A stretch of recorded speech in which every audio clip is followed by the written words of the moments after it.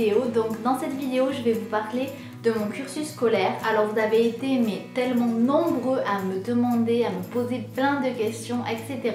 que je me suis dit que là c'était la vidéo que je devais faire absolument. Donc voilà. Donc dans cette vidéo je vais vous expliquer un peu mon cursus scolaire, les étapes que j'ai dû passer, mais aussi ce qui va m'arriver prochainement, parce que bon, maintenant comme vous le savez, il y a beaucoup de personnes qui le savent je pense, je sais ce qui m'attend. Donc je suis impatiente de tout vous donner et vous expliquer un peu mes études. Donc pour commencer, j'ai fait un bac scientifique. Donc si c'était à refaire, je ne sais pas si je le referais, parce que j'en ai bavé des maths, bavé de la science, bavé du physique, bavé de tout ça. Donc voilà, moi qui suis une fille un peu rêveuse, etc., c'était peut-être pas ce qui me correspondait le mieux, mais en même temps c'est des matières où j'étais à l'aise, où je me sentais assez à l'aise, c'était assez facile pour moi, donc c'est pour ça que j'ai choisi un bac scientifique. En plus de ça, je savais pas du tout ce que j'allais faire plus tard, j'avais aucune idée au lycée, donc je me suis dit que peut-être c'était ce qui me permettrait d'ouvrir un peu plus les portes et de me laisser encore un peu le choix, le temps de réfléchir. Donc en terminale, au moment de faire ces choix, j'ai choisi de m'inscrire à la fac de Montpellier pour faire une fac de droit. Voilà, c'était ce que je voulais, je savais pas trop encore ce que je voulais faire et je me suis dit pourquoi pas, ça peut être sympa, et c'était toujours être avocate ou quelque chose comme ça m'a toujours tenté. Donc je me suis dit, je me suis inscrite. En fait, pendant ce temps, juste avant mon bac, je suis tombée sur une pub internet d'une école à Marseille qui proposait un programme post-bac et qui permettait en fait de faire quasiment la moitié de sa scolarité à l'étranger. Et il faut savoir que j'ai toujours adoré voyager, c'est vraiment un truc qui me motive, j'adore découvrir de nouvelles cultures, etc. Donc quand j'ai vu cette pub là, enfin cette annonce là, je me suis dit oh mais pourquoi pas, en fait je sais pas trop ce que je veux faire. Voilà, là il y a une école qui permet de rentrer directement après le bac. Donc en fait cette école s'appelait Euromed avant. Maintenant elle a changé de nom, elle s'appelle Catch Business School. Comme je vous l'ai dit, donc elle est à Marseille. Donc en fait pour entrer dans cette école et plus précisément dans ce programme là qui s'appelle le programme 16 Med. Donc je suis en programme 16 Med à Catch Business School actuellement. Je suis actuellement en 16 Med 4, donc en 4e année. Donc pour entrer dans ce programme, il faut passer en fait premièrement un concours. Donc c'est le concours Sésame. Donc en fait vraiment, alors je me suis inscrite pour cette école, j'avais aucune pression, je me suis dit bah écoute t'as cette école, tu l'as pas, tant pis, de toute façon t'es en école de droit, enfin tu vas rentrer en fac de droit, donc t'as rien à perdre en fait. Donc du coup je me suis inscrite pour passer ce concours et j'ai eu ce concours pour cette école là. Donc vraiment j'étais ravie, mais c'était pas encore gagné parce que après quand tu as ce concours là, tu dois passer 3 entretiens. Ouais, non, ça fait un peu longtemps, ça fait 4 ans. Donc tu dois passer 3 entretiens, donc un en français, un en anglais et un en espagnol. Donc autant vous dire directement là, tu es en terminale et on te dit que tu vas devoir faire des entretiens en anglais et en espagnol, parce que bon, en français ça peut encore le faire, même que quoique ça fait quand même un peu peur de se retrouver devant 2 personnes qui t'interrogent sur toi, tes envies, etc., etc. Mais bon, je me suis dit pareil, bah écoute, tu vas aller à Marseille, tu vas passer ça et tu vas voir. Donc je suis allée à Marseille, donc là c'était assez impressionnant parce que du coup on était beaucoup d'étudiants, on avait tous notre petit papier avec marqué le prénom. Et donc il y avait des horaires et j'ai passé l'entretien en anglais, l'entretien en espagnol et l'entretien en français. Donc après il y a toujours des délais d'attente, etc. Et je sais plus, peut-être que c'était juste avant le bac je crois. J'ai eu la réponse, une réponse positive pour cette école-là. Donc j'étais acceptée ou dans le programme 16 Med en anglais ou dans le programme 16 Med track hispanique. Donc en fait j'ai choisi le track espagnol. Donc en fait ce track-là me permettait de partir dans des pays hispanophones. Donc par exemple l'Espagne, l'Argentine, mais aussi dans des pays qui parlent portugais. C'est pour ça que j'ai choisi ce track-là, c'est parce que j'avais envie de découvrir l'Amérique latine, j'avais envie de découvrir l'Espagne, je me sentais beaucoup plus à l'aise en langue espagnole qu'en anglais, donc voilà. Après il faut savoir que du coup dans cette école-là, tous les cours sont ou en français ou en anglais, donc ça dépend des cours. Pendant ma première année, donc j'avais pratiquement la moitié de mes cours en français, la moitié de mes cours en anglais. Durant la seconde année, enfin les 6 premiers mois de ma seconde année, c'était pratiquement qu'en anglais les cours.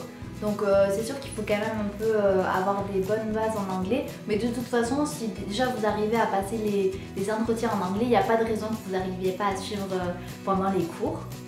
Ah oui, et j'ai oublié de dire, alors en fait pour structurer, donc en fait pour vous expliquer mon programme année par année, donc la première année elle est à Marseille à l'école. La deuxième année en fait on fait 6 mois d'école, 6 mois de stage obligatoire, peu importe en France ou à l'étranger. Après la troisième année, donc c'est une année en université dans un autre pays. Et la dernière année, c'est 6 mois d'université dans un autre pays. Et après 6 mois de stage obligatoirement à l'étranger. Donc c'est une école sur 4 ans. Donc voilà, ma première année et demie, je l'ai passée à Marseille. Tout s'est bien passé. C'est une bonne école, même s'il y a toujours des choses qui vont, des choses qui ne vont pas. Mais globalement, c'est quand même une bonne école. Donc en fait j'ai fait après 6 mois de stage à Paris du coup en deuxième année à Publicis Live. Donc il faut savoir que l'école n'aide absolument en rien à la recherche de stage. Donc c'est vraiment toi qui dois chercher, voir les annonces, etc. Donc après ces 6 mois de stage, je suis partie 1 an en Argentine, ce coup-ci en école, donc du coup en université à Buenos Aires. Donc en fait il faut savoir que pour choisir les pays dans lesquels tu vas partir, tu dois faire des vœux au bout de ta deuxième année. Donc tu dois faire des vœux parmi une liste de pays. Donc honnêtement il y en a partout dans le monde, hein. Alors moi j'étais en track hispanique, donc du coup c'était tous les pays au monde où la langue est l'espagnol ou le portugais. Et tu fais en fait une liste, premier choix, deuxième choix, troisième choix, quatrième choix.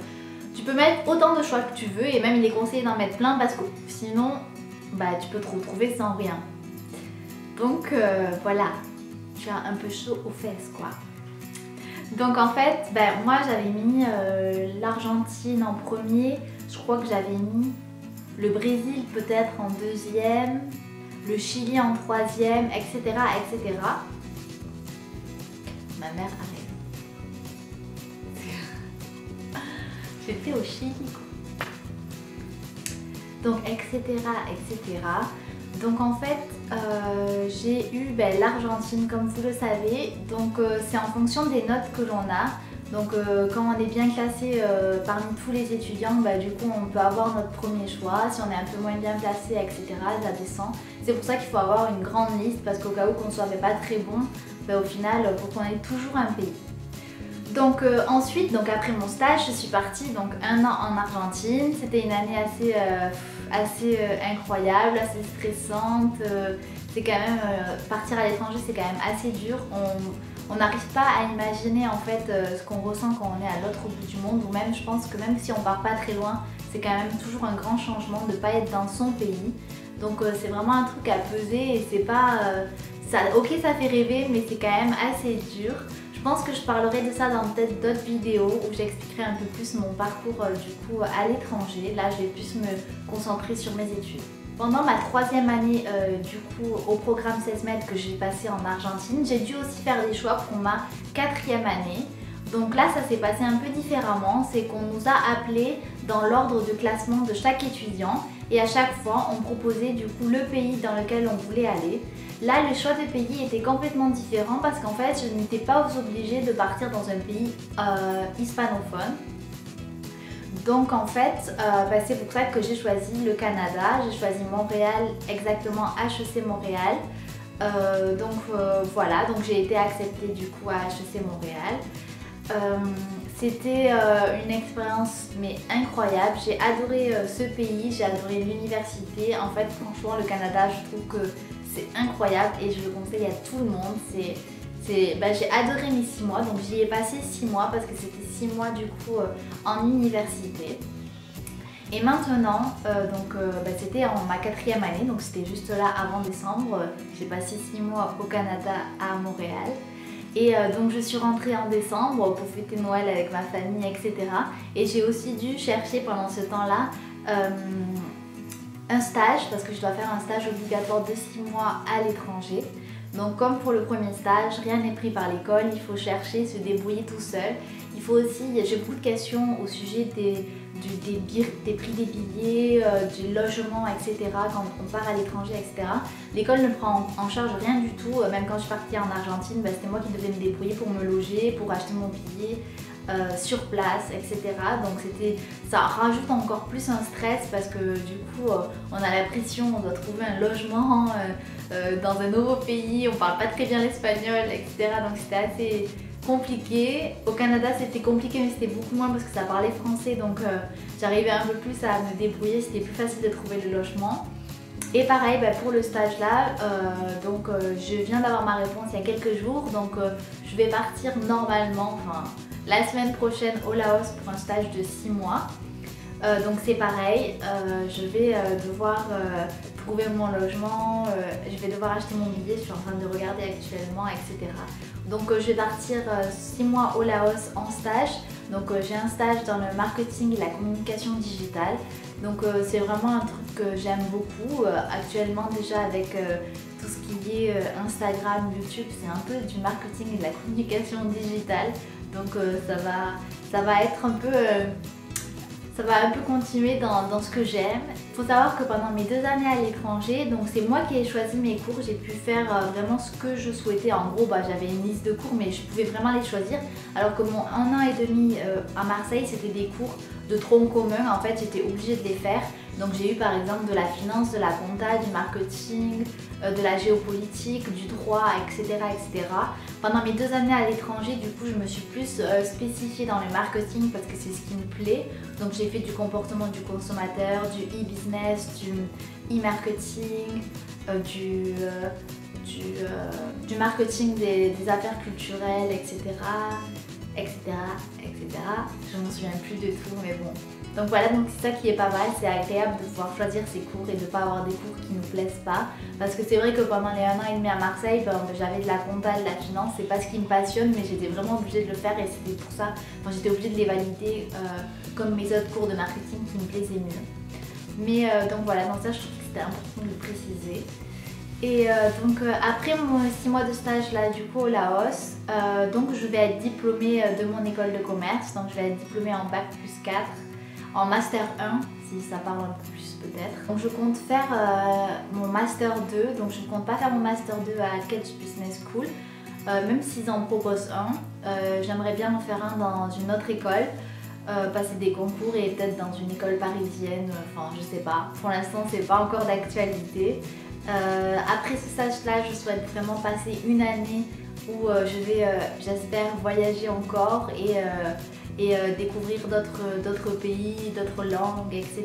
Donc je veux vraiment m'accorder une année à moi parce qu'il faut savoir que ces 4 ans d'école de commerce c'était vraiment non-stop, c'était assez dur. Et en plus de ça, je suis partie du coup en Argentine, donc les saisons sont inversées. Donc en fait, je suis rentrée cet été en France en juillet et je suis repartie début août pour le Canada, donc j'ai pas beaucoup eu de vacances. C'est vraiment un rythme assez chargé. Donc j'ai vraiment besoin d'une année un peu pour me reposer, pour faire le point sur ce que je veux et ce que je veux faire plus tard. Donc après, je souhaite bien sûr passer des concours pour faire un Master 2. Et pour mon futur projet professionnel, il y a beaucoup de personnes qui me le demandent. Alors je ne sais pas encore bien défini, j'aimerais bien travailler dans le marketing ou la communication dans une grande entreprise, peut-être dans le merchandising ou tout ça. Pour l'instant, je n'ai pas un poste bien fixe, voilà. Donc n'ayez pas peur, je sais qu'il y a beaucoup d'entre vous, vous êtes au collège ou au lycée, vous ne savez pas ce que vous voulez faire plus tard et ça vous stresse énormément. En fait, dites-vous que moi je suis en 4e année, bac plus 4 du coup, et je sais pas exactement ce que je veux faire. Donc ne vous inquiétez pas, rien n'est impossible, rien n'est alarmant. J'espère que ma vidéo vous a plu, que ça vous a permis d'en apprendre un peu plus sur moi, sur mes études, parce que c'est vrai que j'ai beaucoup de questions. Je pense que du coup je ferai d'autres vidéos pour vous donner des conseils, etc. Là c'était vraiment pour vous expliquer mon parcours. Je vous fais plein de gros bisous, à bientôt dans une prochaine vidéo et puis prenez soin de vous-même.